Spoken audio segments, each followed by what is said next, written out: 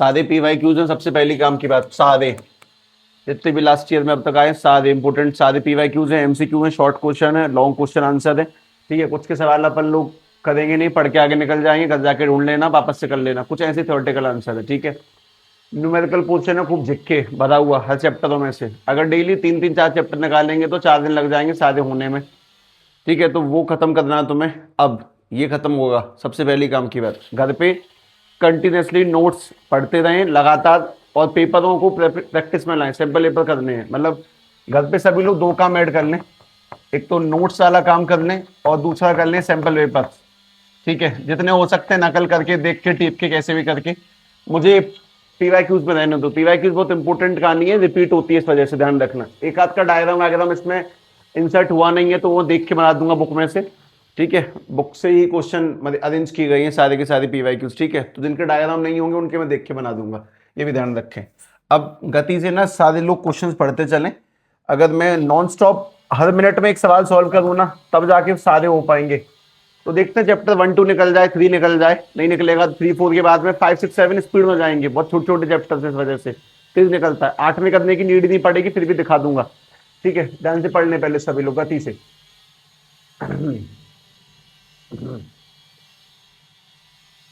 To identical dipole D1 D2 minus के q और plus के क्यू डाइपोल D1 है, लोकेटेड एट 0,0 एंड A,0। ठीक है, dipole D2 located 0,A and 0,2A। X y plane के अंदर लोकेट है। नेट डाइपोल मूवमेंट क्या निकलेगा ये पता लगाना है ना। सबसे पहली काम की बात, सभी लोग ध्यान से देखें कि क्या क्या रहा है। अपने पास में एक डाइपोल है, माइनस के क्यू प्लस के क्यू उसके ऊपर चार्ज है। उसकी पहली वाली की लोकेशन दी गई है 0,0,0, अगले की दी गई है 0,A। क्वेश्चन जितने टाइम में मैं सॉल्व करूं उतने टाइम में पढ़ते रहें, देखते रहें लगातार। ठीक है, मैं इस चीज में नहीं रुकूंगा कि तुम लोग यहां देख रहे हो कि नहीं देख रहे हो, सीधी सीधी बात ये। ठीक है, मैं 2-3 मल्टीपल पर्पस चल रहे हैं लगातार, वो रिकॉर्ड हो रही है, रिकॉर्ड करता रहूंगा कंटिन्यूसली, ये भी ध्यान रखें। ठीक है, तो सवाल स्पीड से कैचअप करें, है ना, स्पीड के साथ में मेंटेन करें, पढ़ते हुए देखें, आगे घर जाके क्वेश्चन की प्रैक्टिस कर लें। बात समझ में आ जाए तो कोई दिक्कत नहीं है।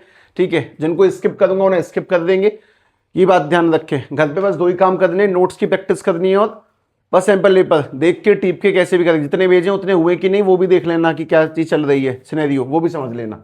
ठीक है भाई, अपने पास में एक जो डायपोल है उसमें माइनस के क्यू यहाँ पर है, प्लस के क्यू यहाँ पर है। एक डायपोल तो इस पर लगा हुआ है एक्स एक्सिस पर, उसके बाद दूसरा डायपोल जो है वो अपने पास में है 0,A और 0,2A, 0,A और 0,2A पर दूसरा डायपोल इस जगह पे लगा हुआ है। ऐसे करके यहाँ माइनस की क्यू है, यहाँ पर प्लस की क्यू है। डायपोल की डायरेक्शन बता दो क्या होती है, नेगेटिव टू पॉजिटिव, तो यानी कि माइनस से प्लस इस तरफ और माइनस से प्लस इस तरफ। अगर डायपोल की बात करता हूं मैं तुम लोगों से, डायपोल मूवमेंट कैसे निकलता है, तो तुम सबको फॉर्मूला पता होगा, P बराबर के Q इन टू में इन दोनों के बीच का गैप, 0 और A के बीच में कितने का गैप है, A का, तो बन जाएगा AI कैप। और अगर इसका निकालते हैं P बराबर के, ये P1 मान लिया, इसको P2 मानते हैं, इन पे चार्ज है Q, 0 से A और 0 से 2A के बीच में कितने का गैप है, A का, तो Q है J कैप। तो अपने पास P1 की वैल्यू आ गई, P2 की वैल्यू आ गई। हमसे पूछा नेट डायपोल मूवमेंट, तो P नेट निकालने के लिए वो सिंपल P1 प्लस के P2, और अगर सीधे सीधे सॉल्व करेंगे तो P1 की जगह पे QA I कैप प्लस के QA J कैप, और कॉमन लेने पे आंसर क्या निकल के आ जाएगा, QA ब्रैकेट में I plus J। Correct answer A. Simple सी बात कि सारे PYQs बहुत ज्यादा पुराने भी नहीं है। ठीक है, 2 से 3 साल का कलेक्शन है टोटल। अगला क्वेश्चन ध्यान से पढ़ के देखें, जवाब दे देना अपने आप ही, आसान है। Which of the following is correct, electric field due to static charge. Electric field की कौन सी प्रॉपर्टी है, पहली बात तो 2 आंसर तो पक्का गलत है। नॉन कंजर्वेटिव तो होता ही नहीं है, कंजर्वेटिव है, ये बात तो सही है। अब कंजर्वेटिव में field lines form close loop, field line do not form close loop, कौन सा आंसर, क्लोज लूप नहीं बनाती है ना, मैग्नेटिक बनाती हैं, पर ये नहीं बनाती, पॉजिटिव से निकलती है, नेगेटिव में जाए ना जाए हमें उससे कोई मतलब नहीं। करेक्ट आंसर इसका ये लगेगा। ठीक है, आगे देखें, ध्यान से गति से देख लें। ये तो मैंने कल अकेले रिकॉर्ड भी किया था, मैंने इसी को अपलोड किया था। मैं तो बस चेक कर रहा था कि सारी चीजें स्मूथली काम कर रही है कि नहीं कर रही है। ठीक है, अपने पास में एक इलेक्ट्रिक डायपोल है जिसका डायपोल मूवमेंट 4×10⁻⁹ है। ठीक है, और वो स्टेबल इक्विलिब्रियम में है। पहली बार डायपोल मूवमेंट यानी कि तुम्हें P की वैल्यू दे दी गई है, स्टेबल इक्विलिब्रियम थीटा की वैल्यू क्या दी गई है, 0। और हम लोगों को उसको कहां लेके जाना, अनस्टेबल में थीटा की वैल्यू कितनी हो जाएगी, 180। और वर्क निकालना है, वर्क यानी एनर्जी निकालनी। इलेक्ट्रिक फील्ड की वैल्यू गिवन है 3। तुम लोगों को एनर्जी का फॉर्मूला पता होना चाहिए, PE cos theta 1 minus cos theta 2, और ये वो पहली जगह है जिस जगह पर थीटा 1 यानी कि इनिशियल एंगल है, थीटा 2 फाइनल एंगल है, वरना हमें हैबिट है कि फाइनल माइनस इनिशियल करने की, ये उल्टा है। अगर P की वैल्यू लिखी जाएगी तो 4 इंटू 10 की पावर माइनस के 9, इलेक्ट्रिक फील्ड की वैल्यू 3 इंटू 10 की पावर 3, कॉस 0 की वैल्यू, उसके बाद माइनस कॉस 180 की वैल्यू। अगर सिंपल सिंपल सॉल्व करोगे तो 4 तिया 12, 10 की पावर माइनस के 6, और इस जगह पे cos 0 1, उसके बाद माइनस माइनस के 1 यानी कि प्लस बनेगा 2, और 2 का इंटू 12 करेंगे तो 24, 10 की पावर माइनस के 6, पॉइंट को एक कदम आगे लगाने +1 यानी कि 2.4 10 की पावर माइनस के 5 जूल। Correct answer C. ठीक है, सिंपल कट टू कट फॉर्मूले का इस्तेमाल लगातार है ना, ध्यान से देखें। अगला क्वेश्चन पढ़ के देख लें पहले ध्यान से। एक इन्फिनाइट लाइन चार्ज है जिसकी लीनियर डेंसिटी दी गई है 10 की पावर माइनस के 7, और magnitude of force acting on alpha particle placed at a distance of, शायद ये था वो, distance of 4 centimetre from the line charge, यानी कि अपने पास में ये कोई लाइन चार्ज है, उसकी लैम्डा की वैल्यू गिवन है 10 की पावर माइनस के 7 सी पर एम। ठीक है, 4 सेंटीमीटर के डिस्टेंस पर अगर यहाँ पर कोई अल्फा पार्टिकल रखा हुआ है तो उस पर लगने वाली फोर्स पता लगानी है, इस पर कितनी फोर्स अप्लाई होगी। हाँ भाई, पहली बात तो इन्फिनाइट वायर के द्वारा तुम लोगों ने इलेक्ट्रिक फील्ड का फॉर्मूला पढ़ा ही होगा।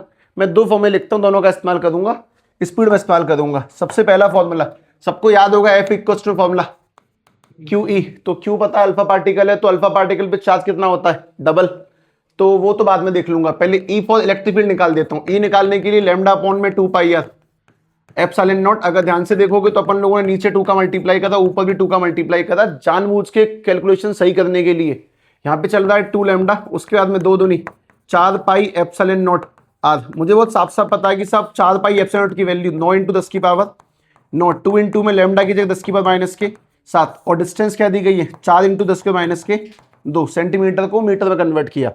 9 में से 2 गए तो 9 में 7 गए तो ये कल भी हुआ था ऐसे, 9 में 7 गए तो 2, और माइनस का 2 ऊपर जाएगा तो प्लस के 2, यानी कि 9 इंटू में 2 यहाँ पे अपॉन में 4, 10 की पावर आ जाएगी 4, कैसे भी करके 2 से 4 काटा 2 बार, 2 से 9 काटेंगे तो 4.5। Electric field 4.5 10 to the power 4 निकलती है, और उसके बाद में तुम्हें निकालना है इसमें फोर्स की वैल्यू फाइंड करने के लिए F इज इक्वल टू में QE। सबसे पहली बात Q यानी कि चार्ज ऑन अल्फा पार्टिकल, यानी कि डबल, इलेक्ट्रॉन पे होता है 1.6 10 की पावर माइनस के 19, अल्फा पार्टिकल पे हो जाएगा डबल 2 का मल्टीप्लाई, उसके बाद में E की वैल्यू 4.5 10 की पावर 4 जो साइड में लगी हुई है, और अगर ध्यान से सॉल्व करेंगे 2 इंटू में 45 यानी कि 90, और 16 इंटू में 9 करेंगे 144 14.4 10 की पावर माइनस के 5, क्योंकि फोर्स निकाल रहे हैं 5 नहीं 15 न्यूटन। करेक्ट आंसर पहला। ठीक है, अगले को तुम्हें 1 सेकंड देता हूं, होल्ड करता हूं। ठीक है, देख लो ध्यान से, पहले क्वेश्चन आसान है, बन जाएगा जहां तक है। टॉर्क दिया, टॉर्क का फॉर्मूला लिख दे, बाकी मुझे नहीं पता कि कैसे क्या आंसर होगा, मैंने कुछ सॉल्व नहीं करना, ये पहले से बता दूं।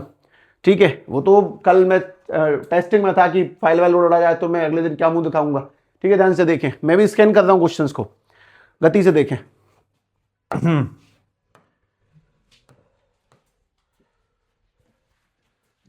मैंने देख लिया, टॉर्क का फॉर्मूला दे रखा है ये, टॉर्क इज इक्वल टू, मुझे शायद पता PE साइन थीटा, मुझे मतलब भी नहीं कि मैं क्या निकालने वाला हूं, मैं निकाल दूंगा। P यानी कि डाइपोल मूवमेंट, जिसकी वैल्यू दी गई है, शायद नहीं दी है, कोई दिक्कत नहीं, Q इंटू में 12, इलेक्ट्रिक फील्ड की वैल्यू दी है 2 इंटू 10 की पावर 5, और साइन थीटा कितने एंगल पे, साइन 30, साइन 30 की वैल्यू शायद 1 अपॉन में 2। अब मुझे कुछ ये भी जानना है कि the charge on the dipole of dipole length की वैल्यू 2 सेंटीमीटर है, तो 2L की वैल्यू 2 सेंटीमीटर है, कोई 2 का दुगना चार्ज नहीं करेगा, उसके बीच का गैप टोटल 2 सेंटीमीटर, तो सीधे से सॉल्व करते हैं।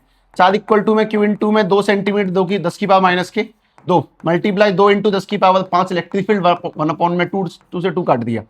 अगर डिवाइड पहले काट देता हूँ, ये भी काट दिया, 2 इक्वल टू में Q इंटू में 10 की पावर, यहाँ पे 5 में से 2 गए तो 3, और नीचे लेंगे 2 अपॉन में 10 की पावर 3 है, इक्वल टू में Q, ऊपर भेजेंगे 2 इंटू 10 की पावर माइनस के 3 Q, और यूनिट होती है कूलाम। अगर तो माइनस के 3 का ये हटाना है तो इसमें क्या लग जाएगा, मिली या micro.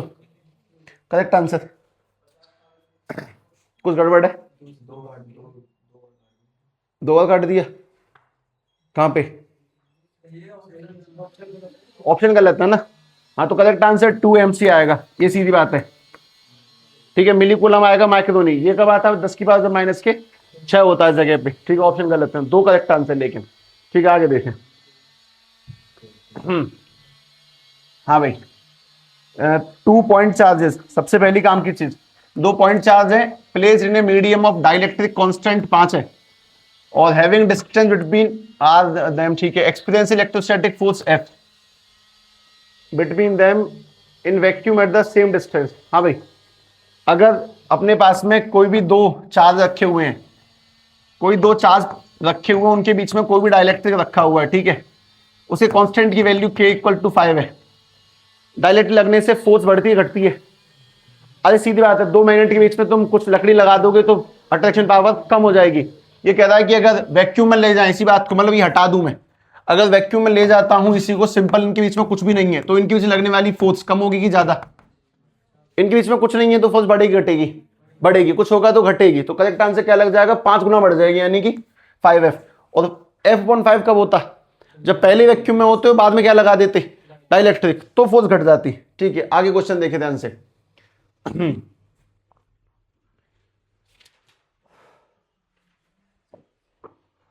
The area of the square sheet A is lying parallel to XY plane. The electric flux in the region XY plane में लगाना है, बस फ्लक्स निकालना है। ठीक है, इलेक्ट्रिक फील्ड दे दी है। ठीक है, फ्लक्स इज इक्वल टू, में कोई फॉर्मूला हो तो बता दो। ई डॉट शायद dA। अच्छा, एरिया निकालने के लिए मैं बहुत सिंपल सा काम कर रहा हूँ। एरिया, एक मिनट पहले इलेक्ट्रिक फील्ड लिख दिया। इलेक्ट्रिक फील्ड दे दिया अपन लोगों को CZ²। ठीक है, अभी बात सुनो। एरिया जो निकालेंगे XY प्लेन में, एरिया निकालने का बेसिक फॉर्मूला होता है लेंथ इनटू में ब्रीथ। तो लेकिन ये dA है तो इसका बन जाएगा dx इनटू में dy। दो बार, दोनों को इंटीग्रेट करके जोड़ देना, कुछ नहीं करना। अच्छा, अगर साइड दी गई है a तो 0 से a इंटीग्रेट करेंगे, ये बात ही बहुत सिंपल सी है। मतलब कि क्या, वो भी सुन लो। 5 इक्वल टू में CZ²। ठीक है, अब dx का इंटीग्रेशन करेंगे तो x 0 से, और dy का इंटीग्रेशन करेंगे तो y 0 से a। वैल्यू पुट करेंगे सभी लोग तो बन जाएगा CZ² इंटू में a इंटू में a, और z की वैल्यू भी साइड के बराबर ही डाल देते हैं, साइड जो है इसकी वही, यानी c इंटू में a² इंटू में a इंटू में a बन जाएगा CA की पावर 4। कोई हो तो लगा दो। ठीक है, एक बात और सुन ले, बहुत सारे सवालों के अंदर ना हमें ये नहीं होना चाहिए कि साहब पहले से पढ़े होते हैं। कभी कभी कॉमन सेंस से खेलने बहुत तेज बुद्धि खुलती है, बहुत ज्यादा तेज खुलती है बुद्धि। ठीक है, उस चीज को ध्यान रखें कि इसमें छोटे मोटे पड़ावों को मत दो कि यार कैसे किया। बस सीधी बात है, एरिया यानी कि dx इंटू में dy, लेंथ का इंटीग्रेशन y का इंटीग्रेशन किया, और साइड a दी गई है तो हर जगह पे जहां जहां मुझे x y z दिखा, मैंने सभी जगहों पे क्या पुट कर दिया? a। Correct answer C, a की पावर 4। हाँ ठीक है, क्वेश्चन नंबर ये वाला ध्यान से देखें, ये तो बता ही दोगे ध्यान से, सिंपल है। If the net electric flux to close surface is 0 then we can infer what? अगर किसी सरफेस के अंदर से कोई फ्लक्स नहीं बन रहा तो उसके नेट चार्ज की वैल्यू, चार्ज ही तो नहीं है, नेट चार्ज ही तो में फर्क है दोनों बातों में। तो करेक्ट आंसर कौन सा?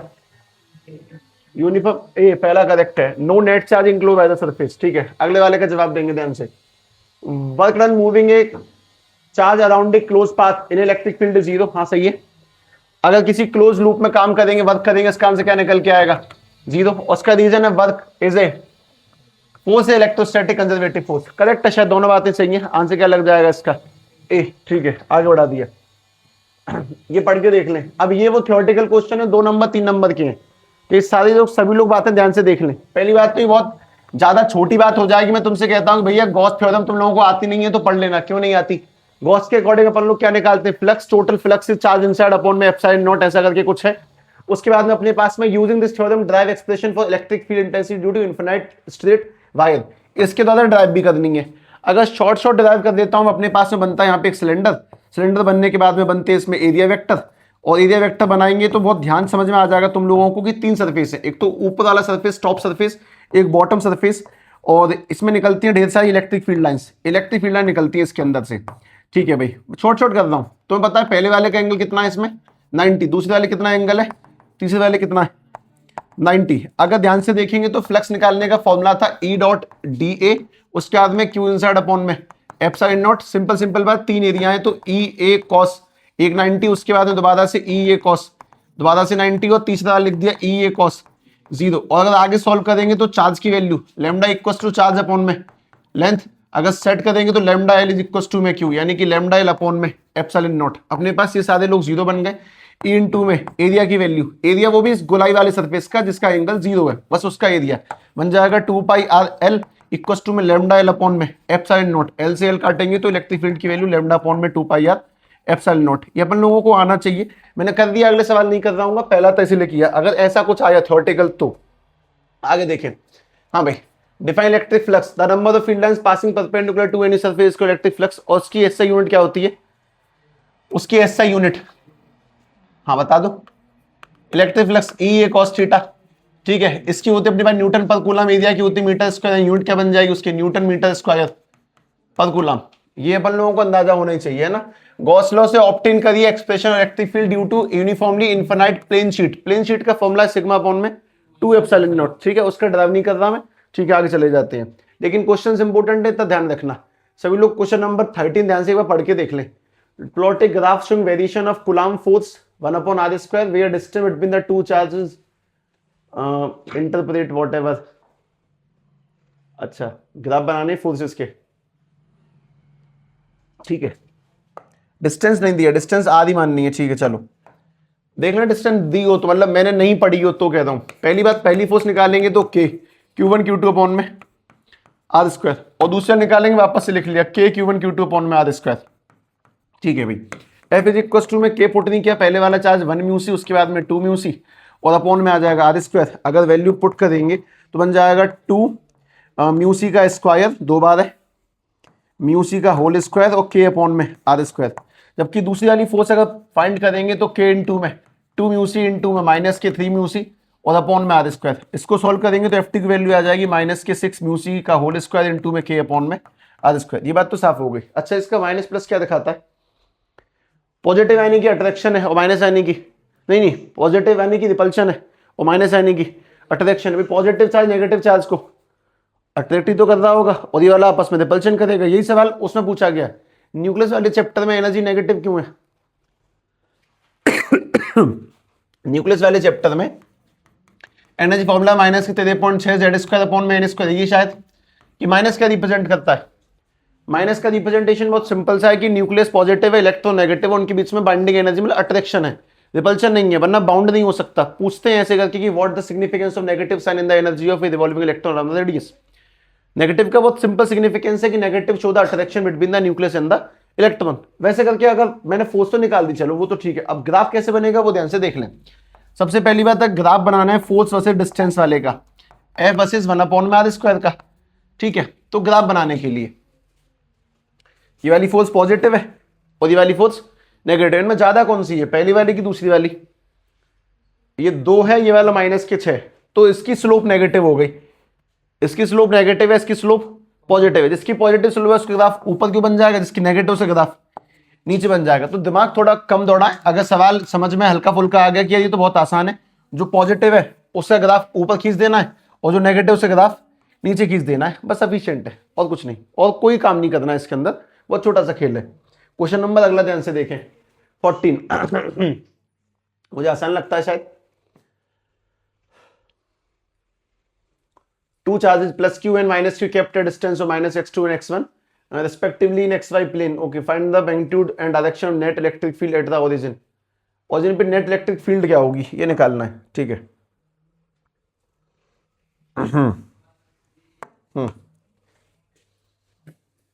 चलो बना देता हूं पहले इसको। अपने पास में 2 है, पहला है प्लस के क्यू, कहां पे रखा हुआ पोजीशन इसकी, माइनस के x2 कॉमा 0। दूसरा अपने पास में यहाँ पे है कोई माइनस के क्यू, ये रखा हुआ किस जगह पे, x1 कॉमा 0, और ऑरिजिन यानी कि 0 कॉमा 0 पे नेट इलेक्ट्रिक फील्ड क्या होगी, ठीक है भाई। ध्यान से बात सुनो। सबसे पहले डिस्टेंस सब लोगों को पता है, ये वाली कितनी है x2, ये वाली कितनी है x1। डिस्टेंस में मैंने माइनस क्यों नहीं लगाया, क्योंकि डिस्टेंस और कोऑर्डिनेट में फर्क है, दूधी तो x2 नापेगी चाहे कैसे भी नाप लो। अब एक बात बताएंगे, सेंटर वाले पॉइंट पे इलेक्ट्रिक फील्ड, मान लो ये वाला चार्ज पहला, ये वाला चार्ज मान लो दूसरा है, इस सेंटर वाले पॉइंट पे इलेक्ट्रिक फील्ड कहां पर होगी, किस तरफ होगी। जैसे कि पॉजिटिव वाले का काम है इलेक्ट्रिक फील्ड को खुद से दूर भेजना, तो पहली वाली इलेक्ट्रिक फील्ड होगी इस तरफ E1, और दूसरे वाले काम है इलेक्ट्रिक फील्ड को अपने अंदर लेना, तो इलेक्ट्रिक फील्ड दूसरे वाली की वजह से इस तरफ होगी E2। अब मेरा सिंपल सवाल है कि ई नेट तुम लोग कैसे निकालोगे, ई नेट निकालने के सीधे सीधे दोनों सेम लाइन ऑफ एक्शन है ना, तो E1 प्लस के E2। और मुझे ये भी पता है कि इलेक्ट्रिक फील्ड निकालने का फॉर्मूला शायद होता है के क्यू अपॉन में आर स्क्वायर। तो यहाँ पे डिस्टेंस कितनी है x2, और पॉजिटिव चार्ज हो चाहे नेगेटिव चार्ज हो, हमें तो उसको पॉजिटिव ही पुट करना है, क्योंकि वेक्टर क्वांटिटीज में अगर एरो लगा दिया तो साइन पुट करने की नीड नहीं होती है। तो अगर पहली वाली इलेक्ट्रिक फील्ड निकालेंगे तो के क्यू अपॉन में, पहली वाली निकालेंगे तो के क्यू अपॉन में डिस्टेंस है x2 का स्क्वायर, प्लस दूसरी वाली निकालेंगे तो के क्यू अपॉन में डिस्टेंस कितनी है x1 का स्क्वायर। इन दोनों को कॉमन निकालने पर के क्यू कॉमन ले लिया 1 में x2 का स्क्वायर और प्लस के 1 में x1 का स्क्वायर, ये दोनों से इलेक्ट्रिक फील्ड निकल के आ गई। सबसे पहली काम की बात तो ये।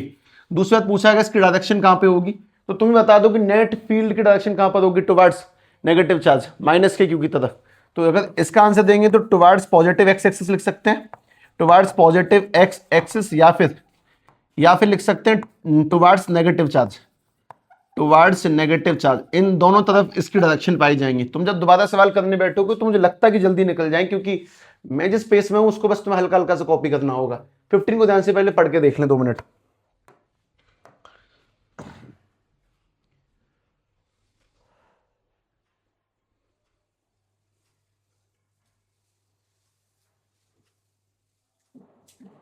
Electric dipole, dipole moment P place uniform electric field, drive the expression of torque, drive करना है, नहीं है राइट करना है बस, right the expression of torque explain the dipole. हाँ भाई सबसे पहले बताओ टॉर्क का फॉर्मूला होता क्या है, P sin थीटा। इसको वेक्टर फॉर्म में कैसे लिखते हैं, टॉर्क इज इक्वल टू में P क्रॉस E, बस इतना लिखा जाता है। अगली काम की बात सुने, identify 2 pair of perpendicular vector in the expression. इसमें कौन से 2 पेयर हैं जो परपेंडिकुलर है।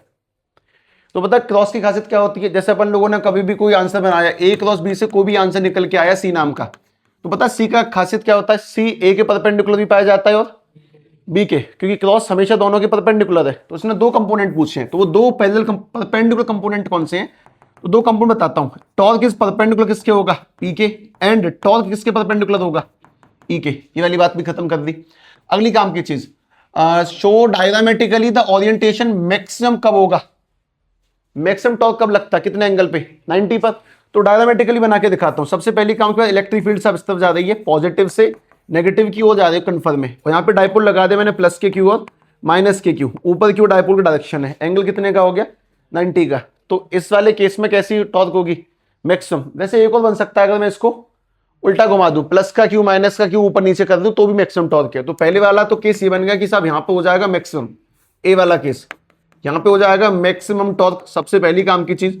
उसके बाद में दूसरी काम की चीज, अगर उसने मिनिमम पूछा है कि नहीं हाफ द मैक्सिमम, पहले वाले का हाफ कब होगा, बता कौन से एंगल पे वैल्यू साइन थीटा की 1/2 होती है, 30 पर। तो अगर मैं इसको 30 के एंगल पे लगा दूं, अपने पास में इलेक्ट्रिक फील्ड इस तरह से है और यहां पे मैं डायपोल लगा दिया, ये वाला प्लस का क्यू और ये वाला माइनस का क्यू, तो 30 के एंगल पर अगर ध्यान से देखेंगे तो टॉर्क निकालने पर आ जाएगा PE sin 30, और sin 30 की वैल्यू क्या हो जाती है 1/2, यानी टॉर्क क्या निकल के आ जाएगा पहले वाले का हाफ। एक बात और सुन लो, इन दोनों बातों के 2 आंसर हैं। पहली बात है कि अगर तुमने पॉजिटिव क्यू ऊपर और माइनस क्यू नीचे रखा तो मैक्सिमम है, और अगर तुमने माइनस ऊपर प्लस नीचे रखा तो भी टॉर्क मैक्सिमम है। वैसे ही साइन की वैल्यू 1/2 2 जगह पे आती है, साइन 30 पर और साइन 150 पर, तो 2 जगह पे मिनिमम आएगा, मतलब हाफ आएगा पहले वाले का 30 पे और 150 पे, और मैक्सिमम की भी 2 जगह है, वो साफ साफ समझ में आई जाती है। अगला वाला क्वेश्चन ध्यान से पढ़ के देख लें तरीके से।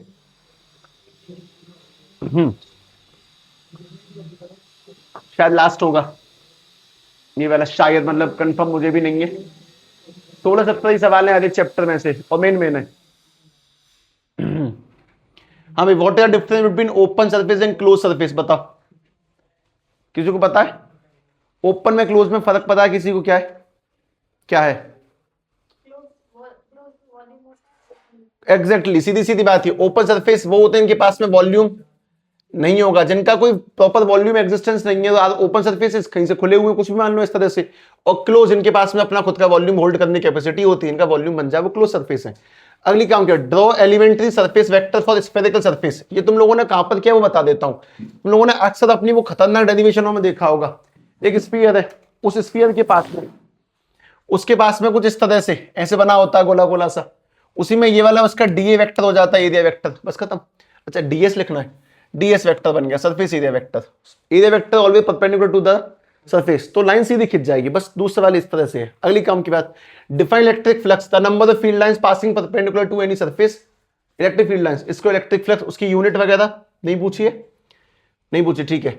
Give the significance of Gaussian surface, क्या इंपोर्टेंस है, और charge outside Gaussian surface does not contribute, और क्यों बाहर वाले चार्ज का कोई भी रोल नहीं होता है, क्यों इनसाइड ही लेना होता है, आउटसाइड क्यों नहीं ले सकते। पहली बात तो गॉसियन सरफेस सिमेट्रिकल होता है, और सिमेट्रिकल होने से इजीली कैलकुलेट कर सकते हैं इलेक्ट्रिक फील्ड लाइंस को, फ्लक्स को, सबसे पहली बात तो ये। अब दूसरी काम की बात, सब बाहर वाला चार्ज क्यों नहीं ले सकते वो भी सुनो।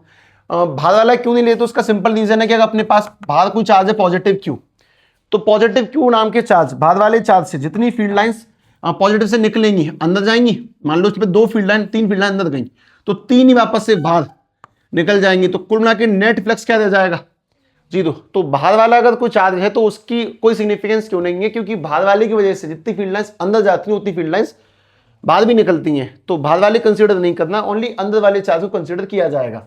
ठीक है, अगला ध्यान से पढ़ के देख लेते हैं। A small spherical cell S1 has a point charge Q1। अपने पास में कुछ चार्ज सेल है, उसमें चार्ज है -3 म्यू सी, और एक और चार्ज है उसके अंदर -2 म्यू सी, और शायद एक और है और 9 म्यू सी, ये अपने पास में चार्ज है। ठीक है, and this shell is enclosed by another big spherical shell S2। इसके द्वारा एक और, इसके ऊपर एक और सेल है। ठीक है, a point charge Q place between them, उनके बीच में कोई Q नाम का चार्ज है। The electric flux through the surface S2, इस S2 वाले से बनने वाला सरफेस जो है, इलेक्ट्रिक फ्लक्स जो है वो 4 टाइम्स है किससे, पहले वाले से। तो मैं ध्यान से लिख देता हूं इस क्वेश्चन के अकॉर्डिंग, जो φ2 है वो 4 टाइम्स किससे ज्यादा है, φ1 से। मैंने बस सिंपल लिखा कि दूसरे वाले का फ्लक्स उस वाले से ज्यादा होगा। फ्लक्स निकालने का फॉर्मूला Q इनसाइड अपॉन में एप्सिलॉन नॉट। अगर Q इनसाइड अपॉन में एप्सिलॉन नॉट को सॉल्व किया जाएगा तो पहले सभी लोग मुझे बता दें कि 4 इंटू में इसके अंदर टोटल कितना Q है, पहले वाले के अंदर 9 - 3 - 2 4, तो यहां पे आ जाएगा 4 म्यू सी अपॉन में एप्सिलॉन नॉट। और अगर दूसरे वाले के अंदर पूछ जाएगा तो दूसरे वाले में कुल चार्ज कितना है, Q तो ये प्लस में चार्ज, मैं दूसरे के अंदर टोटल चार्ज Q और प्लस में ये वाला, तो बन जाएगा Q प्लस में 4 और अपॉन में एप्सिलॉन नॉट। ये तो काट ही दिया। अगर सॉल्व करेंगे Q प्लस के 4 इक्वल टू में 4 × 4 16, और घटाएंगे तो Q की वैल्यू क्या निकल के आ जाएगी 12। सब कुछ माइक्रो में था तो ये वाला आंसर ही 12 माइक्रो कूलम, खत्म। एक इजी सिंपल सॉल्यूशन है ना, कुछ ज्यादा कॉम्प्लिकेटेड नहीं है। अगला वाला क्वेश्चन ध्यान से देखें। अच्छा खाली है, ठीक है, पढ़ लें, ये तो है ना अपने एरिया के सवाल है, इसका मतलब। Drive the expression for the electric field at any point on the equatorial line, निकाल देंगे। इक्वेटोरियल पे ड्राइव करनी पोजीशन, फॉर्मूला KP अपॉन में x3। ठीक है, और 2 identical point charge Q are kept 2 metre apart in air. Third charge Q of unknown magnitude, sign is placed, अच्छा कुछ नहीं पता उसका, line joining the charge in such that system remain equilibrium, find the position and nature of the charge, positive होगा कि negative होगा।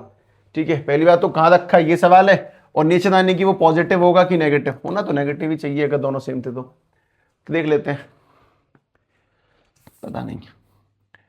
और पहले ट्राई किया 2 आइडेंटिकल पॉइंट चार्जेस, पहला वाला Q उसके दूसरा वाला भी Q, दोनों बीच में गैप कितने का दिया है 2 मीटर का, उसमें बीच में आके कुछ चार्ज रख दिया अपन लोगों ने कैपिटल Q, सिस्टम अब भी इक्विलिब्रियम में। तो तुम पहले भी बताओ कि रखा कहां होगा, दोनों की वैल्यू सेम है ना Q Q, तो ये तो बहुत आसान है। पोजीशन तो कुछ बड़ी चीज है ही नहीं, मिड पॉइंट पे रखा गया होगा डेफिनेटली। ठीक है, तो सबसे पहली बात position of the Q is mid point, position of Q is mid point. ठीक है, उसको मिड पे रखा गया, सबसे पहली काम की चीज तो ये। अच्छा भाई, इक्विलिब्रियम में मेंटेन्ड है तो उसका नेचर बता देता हूं मैं, ऐसे करके कोशिश कर लेते हैं। तुम लोग खुद सोचो पहले एक बार ध्यान से, अगर ये पॉजिटिव होता तो पॉजिटिव पॉजिटिव में क्या जाता है रिपल्शन, और पॉजिटिव पॉजिटिव वापस से क्या जाता है रिपल्शन, मतलब ये वाला इसको वहां रिपेल करता है, ये वाला इसको यहां रिपेल करता है। दूसरा केस, अगर अपने पास में ये वाला Q है, अपने पास में यहाँ पे कैपिटल Q है, जगह पे वापस से Q है, अगर ये नेगेटिव होता तो ये अपनी ओर अट्रैक्शन करता, ये वाला अपनी ओर अट्रैक्शन करता। कौन सा बढ़िया कंडीशन है इक्विलिब्रियम की, मतलब मेंटेन रखने की, अच्छी वाली, रिपल्शन और अट्रैक्शन फोर्स कैंसिलेशन, मतलब पहली वाली की दूसरी वाली। हालांकि सॉल्यूशन है, प्रॉपरली सॉल्व कर सकते हैं, लेकिन शायद इतना हैवी डोज क्वेश्चन नहीं है कि मैं इसको इंपोर्टेंस दूं समय देने की। सॉल्व करके बताऊं क्या, मतलब मान लो कि वाला डिस्टेंस x है, ये वाला डिस्टेंस कितनी हो जाएगी 2 - x, तो इन दोनों की फोर्स एक दूसरे क्या कर देंगे कैंसिल आउट। तो अगर इन ध्यान से सॉल्व करें तो पहले तो अपन लोगों को निकालना पड़ेगा K capital Q small q upon में x का स्क्वायर, और दूसरी वाली की निकालेंगे तो K capital Q small q upon में 2 - x का होल स्क्वायर, इससे कट ही गया, x स्क्वायर इक्वल टू में 2 - x का होल स्क्वायर। ठीक है, अब ये बकवास बातें छोड़ो कि होल स्क्वायर स्क्वायर कटता नहीं है। ठीक है, ये बातें सुनने सुनाने में अच्छी लगती है, सवालों में कोई वैल्यू नहीं है इन चीजों की। 2 से 2 काटे, x वैल्यू क्या निकल के आ गई 1, मतलब ये तो साफ होगा कि कहां पे रखा हुआ है। पहली बात तो ये तो बिल्कुल क्लियर कट है कि साफ सब 1 मीटर की डिस्टेंस में दोनों साइड से यानी कि बीचों बीच में रखा हुआ है, इसमें तो कोई दिक्कत नहीं है। अब उसका नेचर तुम्हें कॉमन सेंस सोचना पड़ेगा, ध्यान से देख लो कि पॉजिटिव में रिपल्शन वाली फोर्स को एक दूसरे को काटना है और अट्रैक्शन में ये अपनी को खींच रहा है, ये अपनी को खींच रहा है, तो स्टेबल कौन सा बना जाएगा, नेगेटिव वाला केस। ठीक है, तो नेचर नेगेटिव में लगा के आगे बढ़ जाए। ठीक है, टाइम मत दो, अगला ध्यान से देखें। ये भी ठीक है, पढ़ लें पहले ध्यान से। A uniform electric field pointing in positive x direction exists in a region. Let A be the origin, B be the point on x axis. A be the origin. A origin पर है, A यानी कि 0,0।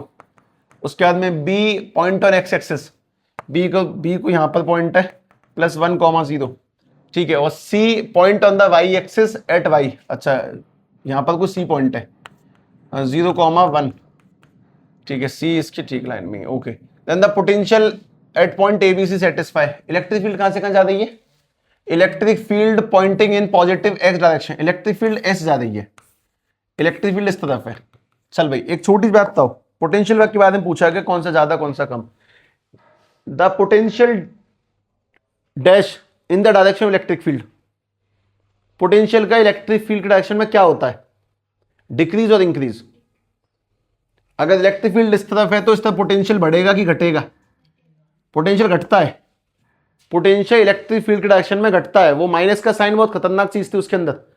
ठीक है, कौन सी minus की बात कर रहा हूं मैं, माइनस के डीवीडी या कुछ है वो सब कुछ। मेन बात है कि इलेक्ट्रिक फील्ड के डायरेक्शन पोटेंशियल वैल्यू घटती है, तो साफ सोचो कि इसमें सबसे कम वैल्यू किसकी होगी, वी, इसकी सबसे कम वैल्यू, और ज्यादा किसकी होगी। अच्छा, दोनों सेम पॉइंट पे रखे हुए दोनों, इलेक्ट्रिक फील्ड यूनिफॉर्म में, तो सीधी सीधी साफ बात हो जाएगी साहब, वीसी की और वीए की तो आपस में कैसी होगी, इक्वल, और जो वीवी की वैल्यू वो कैसी हो जाएगी, छोटी। अब करेक्ट ऑप्शन कौन सा वो चुन लो इसमें से, वीसी और वीए तो बराबर होगा क्योंकि दोनों सेम पॉइंट पे रखे हुए हैं, ऊपर नीचे कोई फर्क नहीं पड़ता, और वी आगे रखा हुआ है तो उसकी वैल्यू कम होगी, तो वीवी कम होगा, वीए ज्यादा होगा।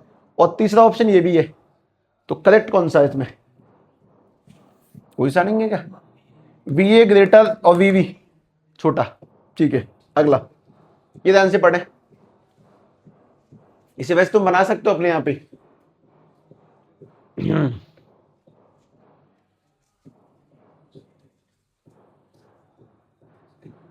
घर पे बस पुराने कंसेप्टों के रिवीजन, न्यूमेरिकल फॉर्मूले, नोट्स, सिंपल पेपर, बस कंटिन्यूस। तुम्हें सारे डेरिवेशन आने चाहिए, थ्योरम आनी चाहिए, नेकर न्यूमेरिकल, मेन जो एलसीआर ट्रांसफॉर्म वगैरह वो सब हो ही जाएंगे, कवर अप ही हो जाएंगे, यहाँ पे कोई दिक्कत नहीं है। ठीक है, लेकिन फिर भी कोशिश करें मैक्सिमम करने की।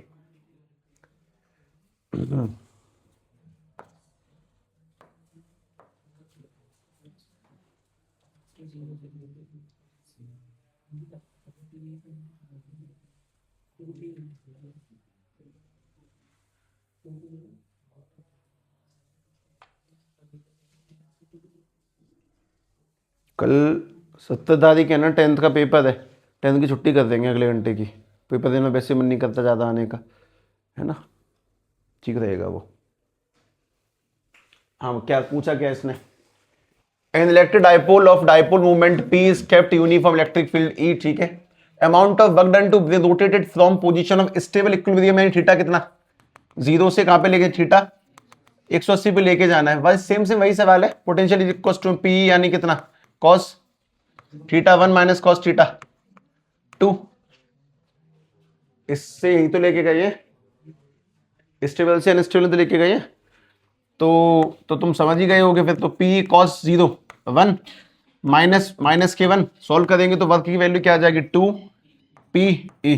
करेक्ट आंसर ए। आगे देखिए ध्यान से, two parallel capacitors X and Y, same plate area, X has air and Y has dielectric constant 2 between them, the ratio of electrostatic energy connected in series। ठीक ठीक ठीक, देखो अपने पास में दो कैपेसिटर, पहला कैपेसिटर ये X वाला, दूसरा कैपेसिटर ये Y वाला, इसकी डाइलेक्ट्रिक कांस्टेंट की वैल्यू, K की वैल्यू क्या दी गई, 2 दी गई है। ठीक है, ये सब सीरीज में कनेक्ट हो, 12 वोल्ट की बैटरी साथ में कनेक्ट है। पहली बात तुम सबको साफ पता होना, सीरीज में क्या चीज सेम रहती है,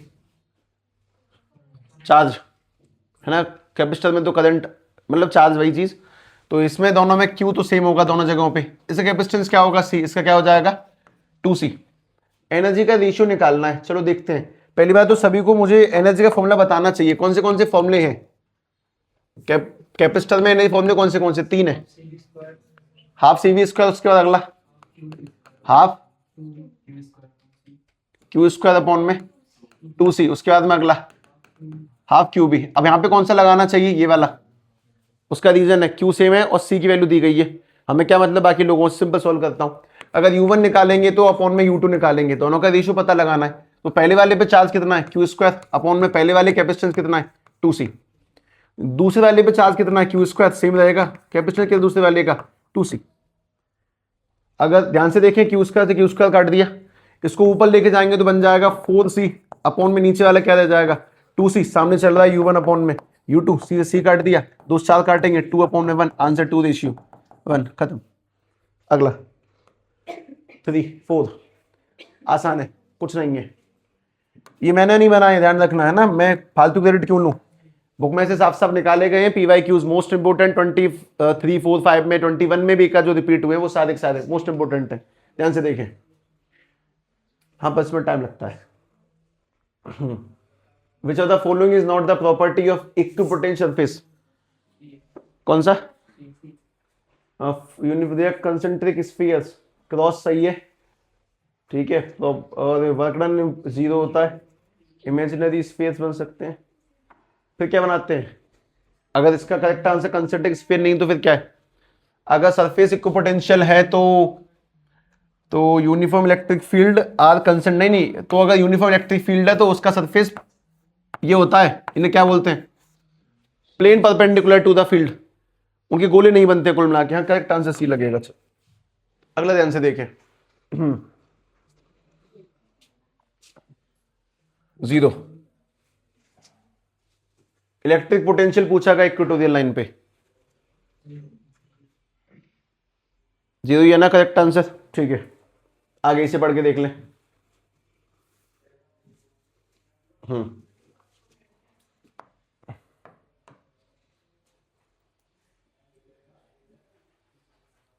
electric potential V equal to given है और 1 मीटर 0.2, x दिया है तो 0.2 का कोई काम नहीं, बता दूं मैं तुम्हें, अगर y देता तो काम होता। इलेक्ट्रिक फील्ड पूछी गई है, मैं एक बात लिखता हूं, शायद मुझे लगता है कि सही लिख रहा हूं, शायद ये V इक्वल टू में माइनस की ई डॉट आर होता है ना, अगर इसको नीचे लिखूंगा तो बन जाए माइनस, और आर को नीचे लिखूंगा तो माइनस के वी अपॉन में आर इक्वल टू शायद ई बन जाता है।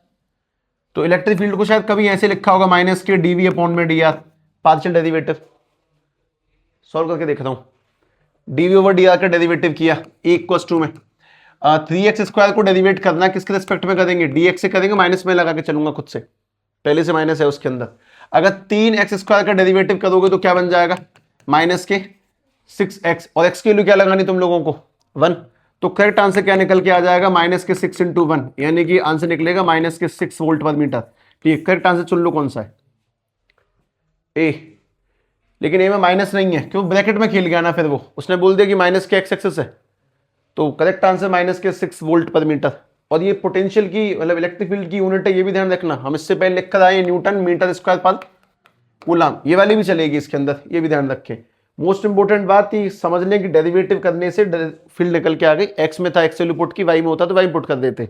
ठीक है, आगे वाला अटेम्प्ट दे ले।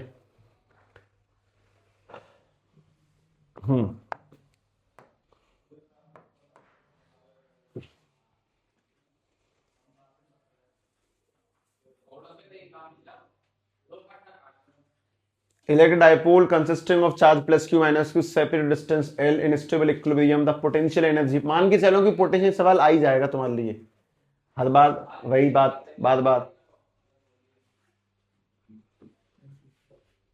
आंसर बताना। पोटेंशियल एनर्जी का फॉर्मूला माइनस के पी, सिंपल लगा सिंगल लिखा जाएगा तो cos थीटा, माइनस के पी क्यू इंटू में दोनों के बीच का गैप कितना है एल, 2l नहीं करेगा कोई इसको, ई की जगह ई, और cos 0 लग जाएगा क्योंकि स्टेबल है, तो बन जाएगा माइनस के क्यू एल ई, खत्म, करेक्ट आंसर सी। अगला ध्यान से देखें, ये तो खुद ही बनाओ है ना,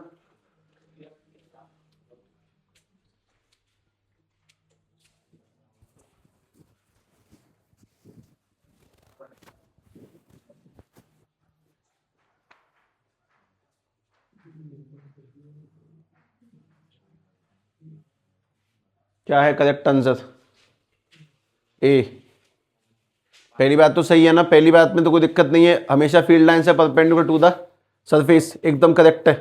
दूसरी बात, अगर वर्क निकाला जाएगा तो work done by electric force in moving a charge between any 2 point on A potential surface is 0, ये बात भी करेक्ट है। पर ये इससे लिंक हो भी रही है कि नहीं, ये इससे लिंक है कि नहीं, परपेंडिकुलर का 0 से कोई लिंक है कि नहीं है पूरा पूरा लिंक है वर्क के केस में, बताता हूं। वर्क यानी एनर्जी का फॉर्मूला लिखा मैंने अभी, जस्ट अभी लिखा था, पी कॉस थीटा। अगर अपने पास में परपेंडिकुलर होगी फील्ड तभी तो कॉस 90 बनेगा, और 90 बनने पे एनर्जी क्या रह जाएगी, परफेक्ट लिंक है। पता नहीं कोई शॉर्टकट लिंक मारा मैंने, पर ठीक है। वर्क 0 होने का मतलब वर्क 0 होने का परपेंडिकुलर से कनेक्शन है, कॉस 90 0 देता है तभी जाके वर्क 0 बन जाता है, प्रॉपर कनेक्शन है। तो करेक्ट आंसर इसका यही जाना चाहिए। ठीक है, आगे ध्यान से पढ़ ले। इलेक्ट्रॉन, एक an electron is higher potential energy at location negative potential energy, assertion है पर इसका रीजन नहीं है, अब पता नहीं।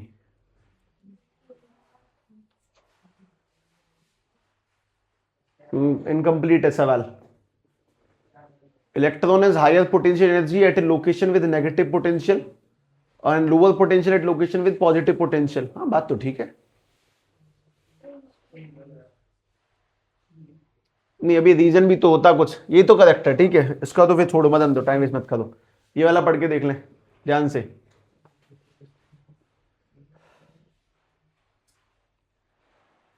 The space between the plate of parallel plate capacitor is completely filled in two ways. In first case, it is filled with slab of dielectric constant K. In second case, it is filled with two slabs of equal thickness K1 and K2. The capacitance in both cases remains same. Optimal relation between K, K1 and K2. सवाल समझ में आया कि नहीं, मैं बता देता हूँ। अपने पास में दो केस दिए गए हैं। पहला केस बस इतना सा दिया गया, अपने हमारे पास एक कैपेसिटर है, उसमें कोई डाइलेक्ट्रिक कांस्टेंट फिट किया, उसकी वैल्यू है K। ठीक है, वापस से वही कैपेसिटर है, इस बार दो लगाए गए हैं सेम थिकनेस के, यहाँ पे लगा दिया K1 और यहाँ पे लगा दिया K2। सवाल ये कि साहब इन दोनों केसेस में इसका जो कैपेसिटेंस वो कैसा रहा, सेम रहा। तो what is relation between K1 and K2। ठीक है, एक काम की चीज जो मुझे जाननी थी वो शायद ये, मुझे सभी लोग कैपेसिटेंस का फॉर्मूला बताएंगे क्या बनता है। C इज इक्वल टू में A एप्सिलॉन नॉट अपॉन में, और K का अगर वैल्यू है इसके अंदर तो क्या बनेगा, K का multiply C is equal to में K A epsilon not upon में D। एकदम सही है। इस वाले का बताएंगे ध्यान से, दोनों का कैपेसिटेंस क्या बनेगा। ये दो लोग हैं ना, दोनों का मिला के बनाना है। पहले में दोनों सीरीज में है और दोनों का अगर नेट निकाला जाएगा तो 1 अपॉन में सी नेट इक्वल टू, सब पहले वाले इस आधे हिस्से का, मान लो दो सवाल है तो मैं सिंगल मान क्यों नहीं इसको। तुम ऐसा मान लो कि यहाँ पे एक कैपेसिटर, इसकी वैल्यू C1 है, इसकी वैल्यू कितनी है C2 है। अगर C1 की वैल्यू निकालूंगा तो K1 A epsilon not upon में कितना, अपॉन बता दो बस, D/2, आधे हिस्से में ही तो है। और जब इस वाले का निकालेंगे तो इसका 2K2A एप्सिलॉन नॉट अपॉन में कितना D। और दोनों सीरीज में, दोनों का नेट कैसे निकलेगा, 1 अपॉन में C1 प्लस K1 अपॉन में C2। अगर C नेट निकाला जाएगा तो 1 अपॉन में C1 का मतलब उल्टा, इसका उल्टा, यानी कि 2 अपॉन में, यानी D अपॉन में 2K1A एप्सिलॉन नॉट।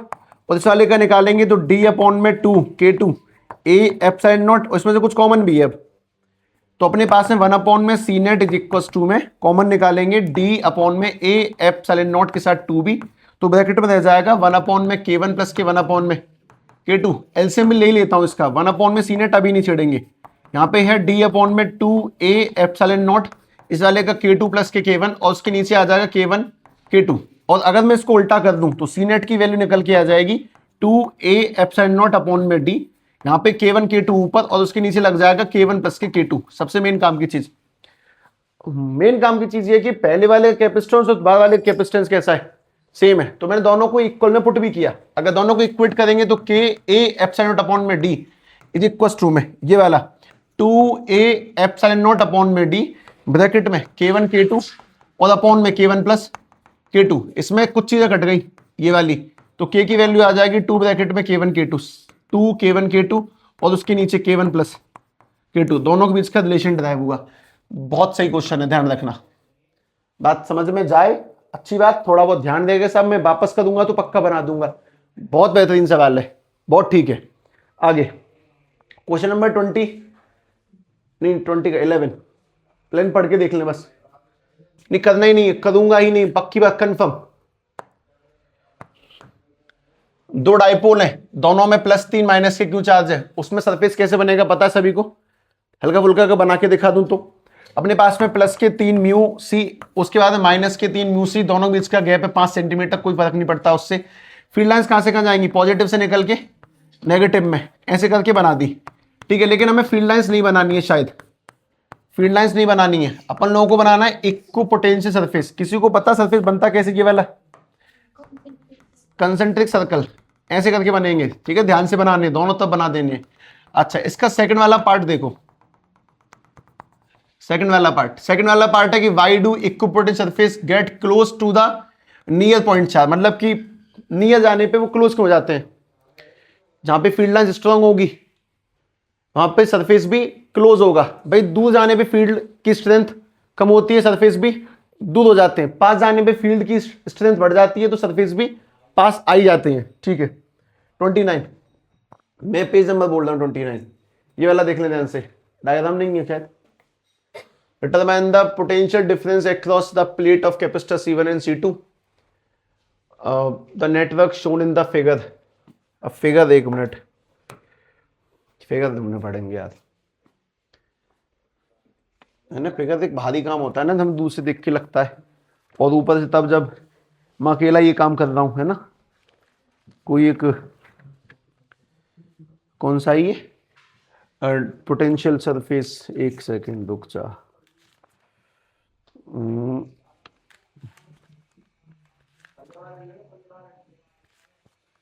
कहाँ है? अच्छा, डिटरमाइन द प्लेट, और क्या ग्रेटर है? E2 ग्रेटर है। अच्छा हाँ, यही वाला है, फिर तो रुको,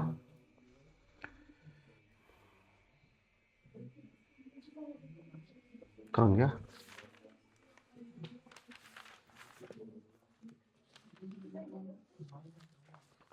बाद में आइए, अब ये वाला तो है।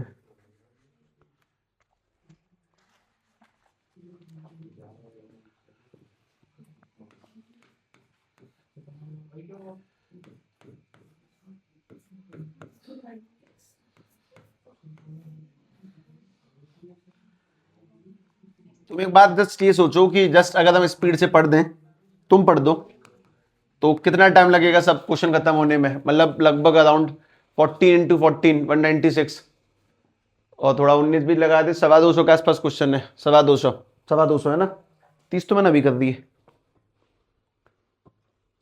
अगर हम मतलब थोड़ा सा अड़ से जाए ना अपनी बात पे, एक दिन का खेल है सारे क्वेश्चन, एक दिन का खेल, टोटल PYQs, उससे टाइम लगता ही नहीं है ना।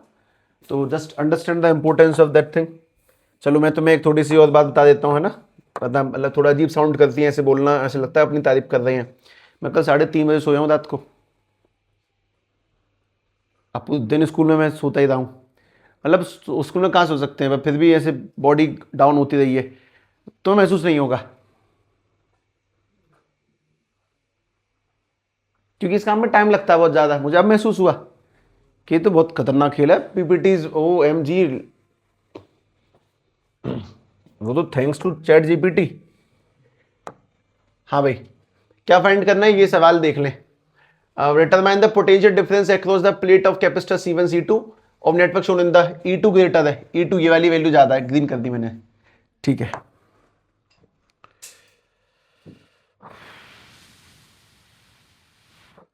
इसमें से क्या निकलेंगे? मटेरियल से क्या निकलते हैं? चार्ज पॉजिटिव है नेगेटिव, ये बता दो बस। इलेक्ट्रॉन तो निकलेगा, नेगेटिव ही तो निकलेगा, इसमें माइनस का चार्ज आएगा ना, माइनस ही आएगा, तो इस पे क्या पनप जाएगा? पॉजिटिव। मतलब आया कौन सा पहले? नेगेटिव, ठीक है। फिर आगे गए, आगे जाते गए नेगेटिव, इस पे कौन सा आएगा? नेगेटिव।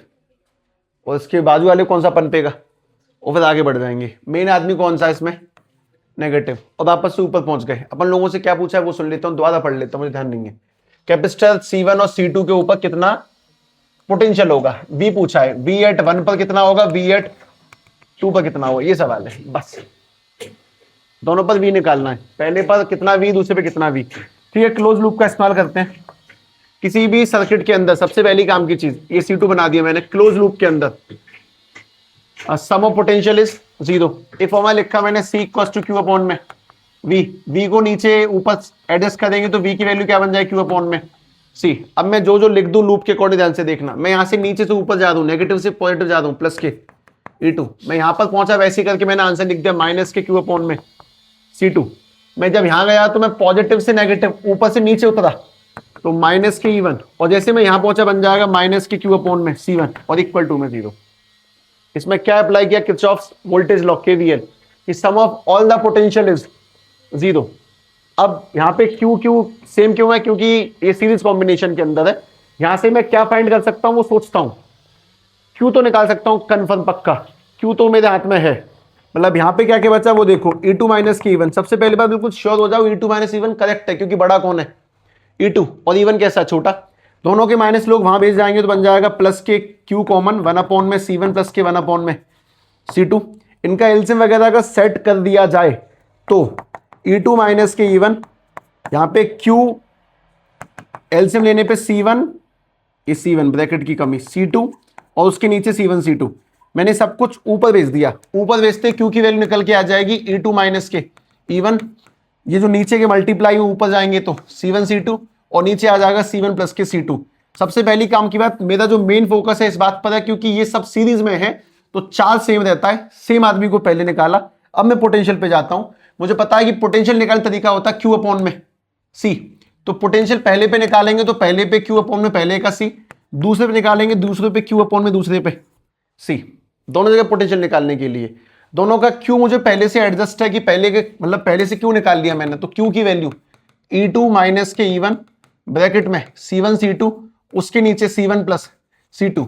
ये तो Q की वैल्यू पुट की है, और नीचे C1 का डिवाइड भी लगा दिया तो C1 से C1 कट गया। ये पहले वाले पोटेंशियल आ जाएगा E2 माइनस के E1 मल्टीप्लाई में C2, और उसके नीचे आ जाएगा C1 प्लस के C2। और अगर 1 का निकालने पे यहाँ पे 2 दिख रहा है तो 2 का निकालने पे E2 माइनस के E1 मल्टीप्लाई में C1, और उसके नीचे क्या लग जाएगा C1 प्लस के C2। दोनों पे पोटेंशियल ऐसा ऐसा होगा।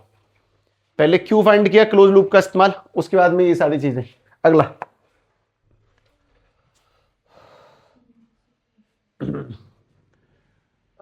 Mid point A B, what is a work done moving a charges at a point which is 2L apart, C is a midpoint AB, semicircular ring CRD। Diagram है इसका भी, हाँ है। ठीक सवाल है, डायग्राम है ये। एक मिनट रुको, ए ये वाला C, ये वाला B पॉइंट है, मिड पॉइंट हो गया, और यहां से CRD, CR यहां पे पहुंचे हैं D डिस्टेंस पर। चल भाई ये डन हो गया। ठीक है, बाकी तो सब कुछ इसमें दिया ही है।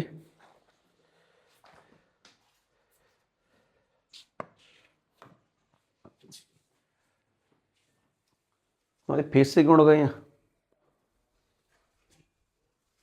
नहीं यही है फिजिक्स मोमेंटम। थोड़ा पीवाईक्यूज दोबारा तो लगा ही देंगे ना, वापस से देख के एक बार रफ चेक करना आप तो क्वेश्चंस को। हो गए तुमने देख लिए, तुम्हें ये लगे कि सब मैं तो लिखना था, तब मेरा मन मानता कि मैंने कर लिए, हो गए बिल्कुल मान के चलें। अब आगे की बात सुने ध्यान से। अपने पास में इन दोनों के बीच का गैप, ए और बी के बीच का गैप है 2L। ए और बी के बीच का, ए और बी के बीच का गैप है 2L, तो ये वाला हिस्सा कितना हो जाएगा L, ये वाला भी कितना होगा L, और just by using common sense ये वाला भी कितना हो जाएगा L। सारी डिस्टेंस सेम हो गई। अगली काम की बात, हम लोगों ने किसी भी चार्ज को, charges plus q and minus q place at a point A and B. A पर कोई चार्ज रखा हुआ प्लस क्यू नाम का, बी पर कोई रखा हुआ माइनस क्यू नाम का, ये दो चार्ज पुट कर लिए। What is the work done in moving a charge plus Q along semi circle ring. यानी यहां से अगर हम लोग इस जगह से, ये है प्लस के क्यू चार्ज, यहां से अगर हम लोग यहां से किसी रिंग को ऐसे करके ऐसे यहां पे लेके चले गए तो क्या वर्क होगा, वर्क निकालना है। वर्क निकालने के लिए फॉर्मूला बोलता हूं मैं तुम्हारे सामने एक, अगर तुम्हें आपत्ति नहीं हो, होनी भी नहीं चाहिए, ऑप्शन भी नहीं तुम पे दूसरा, delta V change in potential equal to work upon में चार्ज, मल्टीप्लाई करेंगे तो delta V into charge equal to क्या निकल के आ जाएगा वर्क। इसमें कौन से चार्ज को मूव कर रहा हूं मैं, बड़े क्यू को, यानी कि डेल्टा वी मल्टीप्लाई बड़ा क्यू इक्वल टू में वर्क। और डेल्टा वी क्या चीज है, चेंज इन पोटेंशियल, मतलब कहां से कहां पर गए हैं। तो हम लोग गए हैं साहब सी से डी पर गए हैं। तो डेल्टा वी अगर कोई तुमसे बोलता है तो कैसे निकालोगे, वी डी माइनस के वी सी। सभी लोग ध्यान से सोच के बताएं वी सी पर कितना पोटेंशियल होगा, सोचो। वी सी से पोटेंशियल होगा इस वाले चार्ज से और इस वाले चार्ज से, दोनों की डिस्टेंस सेम है, एक पॉजिटिव और एक नेगेटिव है, दोनों एक दूसरे को काट देंगे। तो वीसी पे पोटेंशियल क्या निकल के आ जाएगा, 0। अब निकालते हैं वी डी पर पोटेंशियल। अगर तुम्हें वी डी पर पोटेंशियल निकालना है तो ध्यान से सुनो।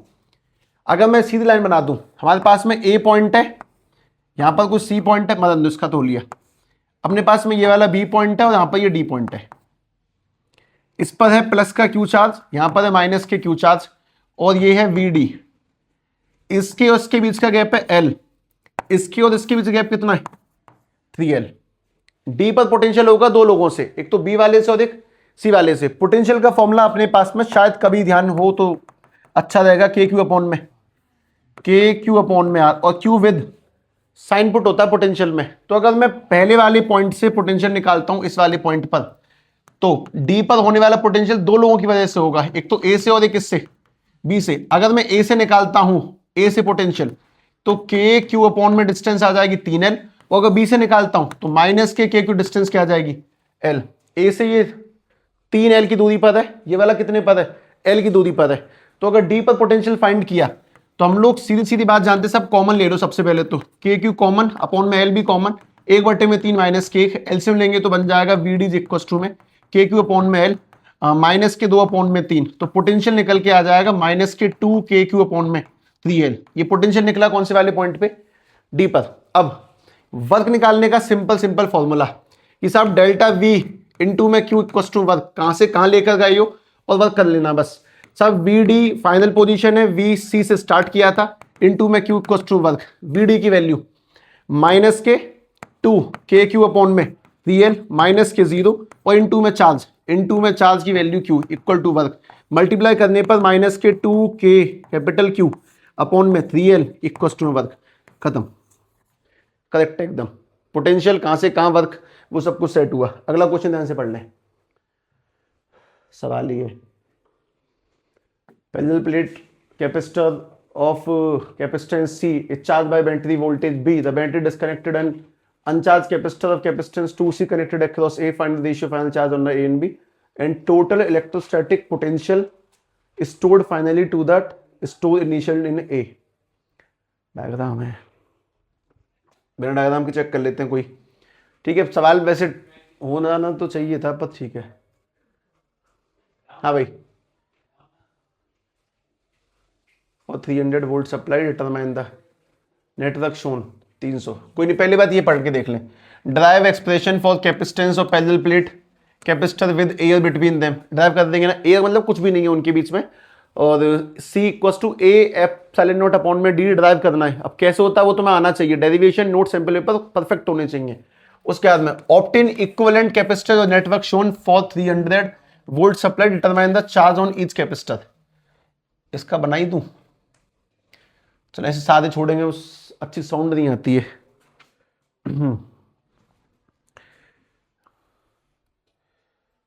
ये 16A, ये हाँ यही है।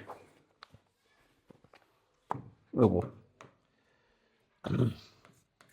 हाँ भाई, ये 100 PF, उसके बाद में नीचे वाला 200 PF, उसके बाद में इसके आगे वापस से एक और 200 PF है।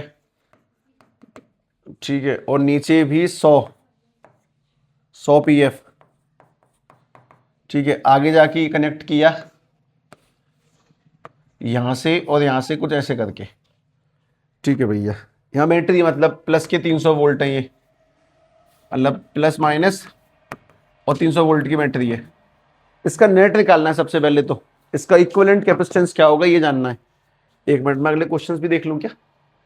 डाइलेक्ट्रिक कांस्टेंट पहले, ठीक, आगे capacitor energy stored before then after switching diagram है। ठीक है, और ये आ जाएंगे फिर हम 30 चैप्टर पे, तो दूसरे पे चल रहे हैं, मतलब 2-3 क्वेश्चन रह गए बस। चलो कोई नहीं, ये देखें, इसका नेट फाइंड करना है। फर्स्ट ऑफ ऑल सभी लोग ध्यान से इतना देख लें कि करंट यहां से निकलेगा, करंट निकालना है। करंट जहां पे टूटा वो दोनों किस में आ जाएंगे, पैरेलल में। लेकिन ये दोनों आपस में किस में, सीरीज में। 200 200 का सीरीज का प्लस कितना हो जाएगा, 100, आधा हो जाता है 1/200 1/200। तो वापस से डायग्राम बना दो ना। Diagram making is the best method in वाले क्वेश्चन सॉल्व करने के लिए। अपने पास ऊपर 100 लगा हुआ है, नीचे वापस से 200 200 का प्लस 100 बन गया।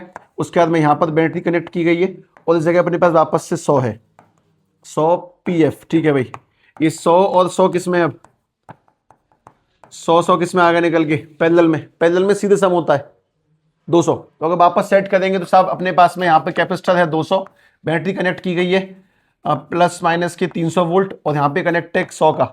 ठीक है, ये वाले 200 जा चुके हैं और ये वाला 100 जा चुका है। अभी किस में, सीरीज में। सीरीज में सम निकालने का तरीका उल्टा करके, अगर उल्टा करके सम निकालेंगे तो 1/में सी नेट इक्वल टू 1/200, उसके बाद में 1/100, 1/सी नेट इक्वल टू में इसका एलसीएम कितना, 200, 1 प्लस के 2, यानी कि सी नेट की वैल्यू साफ साफ 200/3 PF निकल के आ जाएगी। सबसे पहले काम की चीज तो ये बन गई, ये सेट हो गया। अब आगे चलते हैं। Obtain voltage supply, each capacitor पे कितने कितने वोल्ट है, सब पे कितने कितने वोल्ट बटे हैं वो पता लगाना है।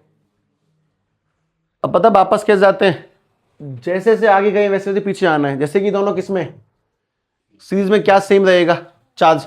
बैटरी कितने वोल्ट की है, 300 की। तो पहले एक बार ट्राई कर लेता हूं ना, जल्दी ट्राई कर लेता हूं, ध्यान से देखना। C क्वेश्चन में होता है Q/में V। तो C की वैल्यू, कैपेसिटेंस की वैल्यू नेट दे दी है, इनकी टोटल नेट दे दी है कितनी, 200/3। PF में ही रहने दो, 10 की पावर माइनस के कितना बनता है, 9, 10 की पावर माइनस के 9। ये तो पावरफुल मैग्नेट है।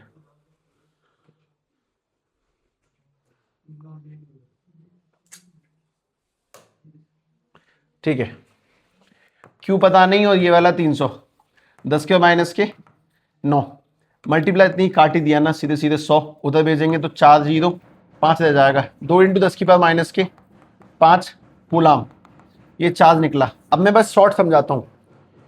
ये 2 × 10 के माइनस के 5 किसके ऊपर है, क्यू है। दोनों के ऊपर क्यू सेम है, दोनों किसके अंदर है, सीरीज में। तो इस वाले पर क्यू है 2 × 10 के माइनस के 5 कूलाम, इस वाले पर भी कितना है, 2 × 10 के माइनस के 5 कूलाम। दोनों पर क्यू क्यू तो सेम निकल के आ गया। अगर दोनों पर क्यू सेम है तो हम लोग क्या फाइंड कर सकते हैं, वोल्ट। इसका काम खत्म हो गया। ऐसे थोड़ा आगे बढ़ाना, मूड मारना। अब तो मतलब ज्यादा बोरिंग हो जाएगा डिस्कशन करना इस वजह से। ठीक है, ये वाला ध्यान से पढ़ के देख लें। फर्स्ट ऑफ ऑल, ये dielectric slab of dielectric constant K and thickness T is inserted. खत्म, मैं T पे रुक गया। ये पार्शियली फिल्ड डाइलेक्ट्रिक है। फॉर्मूला C = A ε0 D - के T + के T/K। मतलब ये इंपोर्टेंट कंसेप्ट में से एक। ठीक है, बहुत बार पूछा जाने वाला खेल। Partially filled dielectric, partially filled dielectric की डेरिवेशन है। ठीक है, डू बाय सेल्फ, सीधी सीधी काम की बात तो ये। ठीक है, और 2 capacitor of different capacitance are connected in series and then in parallel across 100 volt. Total energy of stored is 40 mg and 250 mg respectively. Find the capacitance. इसे निकाल देता हूं, ये सुन लें। दोनों पहले सीरीज में लगाए गए हैं, उसके दोनों पैरेलल में। पहले वाले केस में कितनी एनर्जी स्टोर्ड है, 40 mg, उसके बाद में 250 mg। दोनों की वैल्यू निकालनी C1 C2 की। अभी पहली बात, सीरीज में एनर्जी का फॉर्मूला 1/c V²। ठीक है भाई, हाफ इज इक्वल टू में C। सीरीज में कैपेसिटेंस क्या निकलता है, 1/में C1 प्लस के 1/में C2 इंटू वोल्टेज कितने हैं, 100 का स्क्वायर। आंसर मुझे पता है। एनर्जी की वैल्यू क्या दी गई मेरे लिए, 40 10 की पावर कितना माइनस के 3, 1/2। यहां पे अगर एलसीएम सेट कर दूं मैं तो C1 प्लस के C2, उसके नीचे आ जाएगा C1 C2, सीधी में चल रहा है, और 10 की पावर रह जाएंगी 4। 2 को मल्टीप्लाई भेजते हैं तो 80 × 10 की पावर माइनस के 3, और नीचे लगेगा 10 की पावर 4। C1 प्लस के C2/में C1 C2 सेट कर दो। ये तो काट ही दिया, 3 ऊपर लेंगे तो -3। 8 × 10 की पावर माइनस के 6 = में C1 प्लस के C2/में C1 C2। ये किससे बना, सीरीज से। अब पैरेलल में एनर्जी निकालने का फॉर्मूला हाफ। सीरीज में सम निकलता है अपॉन में करके, जबकि उसमें कैसे निकलता है, C1 प्लस C2 मल्टीप्लाई में वोल्टेज का स्क्वायर। इसमें एनर्जी क्या दी गई है, 250 10 की पावर माइनस के 3 हाफ इंटू में C1 प्लस के C2 इंटू वोल्टेज की वैल्यू 100 का स्क्वायर। अगर इसको सॉल्व करेंगे 250 इंटू में तो 500 500 10 की पावर माइनस के 3 और नीचे आ जाएंगे 1 2 3 4 इक्वल टू में C1 प्लस के C2 एक पीछे से 1 2 3 4 ये दोनों चीजें तो काटी दिए। अब माइनस 5 इंटू 10 की पावर माइनस के 5 इक्वल टू में C1 प्लस के C2 ये मिल गया। अब बात है C1 C2 की वैल्यू कैसे निकालोगे, कुछ वैल्यू पुट कर दो कहीं तो पहुंच ही जाएंगे। C1 प्लस C2 की वैल्यू पहले वाले पुट करते हैं, देखते हैं हम कहां तक जा सकते हैं। 8 इंटू 10 की पावर माइनस के 6 C1 प्लस C2 की जगह पे 5 इंटू 10 की पावर माइनस के 5 और उसके नीचे C1 इंटू में C2। अगर सॉल्व करेंगे तो C1 इंटू C2 की वैल्यू 5 10 की पावर माइनस के 5 और 8 10 की पावर माइनस के 6 ऊपर भेजने पर बन जाएगा C1 C2 इक्वल टू में 5 बटे में 8 10 की पावर प्लस के 6 यानी कि घटाने पे 10 बन जाएगा 50 अपॉन में 8। काटा पीटी कर ही देता हूं कम से कम 2 से 25 बटे में 4 तो C1 मल्टीप्लाई C2 आ जाएगा 25 अपॉन में 4। अभी तक C1 और C2 की अलग अलग वैल्यू नहीं निकली है, ये मल्टीप्लाई आ चुका है। आगे आगे क्या कर सकते हैं, वैल्यू पुट कर सकते हैं, इक्वेशन क्वाड्रेटिक बन जाएगी। मतलब कुछ कैसे बताना चाहते हो वो सुनो, कुछ इस तरह से जैसे दे रखा है x plus Y equal to में 5 इंटू 10 की पावर माइनस के 5 और x multiply y equal to दे रखा है 25 बटे में 4। ऐसे अगर मैं यहां से x की वैल्यू निकालूं बन जाएगा 25 बटे में 4 वाई, x की वैल्यू 25 बटे में 4 वाई, उसको पुट करने पर 25 बटे में 4 वाई प्लस के वाई और इक्वल टू 5 इंटू 10 की पावर माइनस के 5। वाई को उधर भेजने पे मल्टीप्लाई भेजने पे 25 प्लस के 4 वाई का स्क्वायर और 4 वाई का इससे भी किया तो 20 वाई 10 की पावर माइनस के 5। इक्वेशन क्वाड्रेटिक है, स्प्लिटिंग मिनटम सॉल्व होगी, आंसर देगी पक्का देगी, ये भी ध्यान रखिए। क्वाड्रेटिक है, बढ़िया सॉल्व होगी, आंसर कंफर्म देके जाएगी। तुम और भी चाहो कुछ कर सकते हो, 10 के माइनस के 5 को नीचे लेके सॉल्व करके आंसर निकाल दोगे तो बन सकता है कुल मिला के, ठीक है, इजी चला जाएगा। अब तो फिर कोई बात ही नहीं है ना, एक ही तो बच्चा, चलो कोई नहीं। सभी लोग घर जाके क्या काम करेंगे, ये वाला काम रिपीट नहीं करेंगे, अपना अलग पढ़ रहे होंगे, paper practice notes derivation whatever. ये अगर लगे कि साहब नहीं ये पढ़ लेना चाहिए कोई दिक्कत नहीं है तो इसको रिवाइज कर सकते हो। PYQ ज्यादा मोस्ट इंपोर्टेंट थिंग जो तुम अचीव कर सकते हो पेपर के लिए, ये ध्यान रखना, ठीक है। 2 चैप्टरों में ज्यादा टाइम लगेगा, हालांकि कल तो टारगेट बढ़िया रहेगा, फिर तीसरा चौथा पांचवा छठवां निकाल देंगे हम जहां तक है, ठीक है। चलो बंद कर दियो तो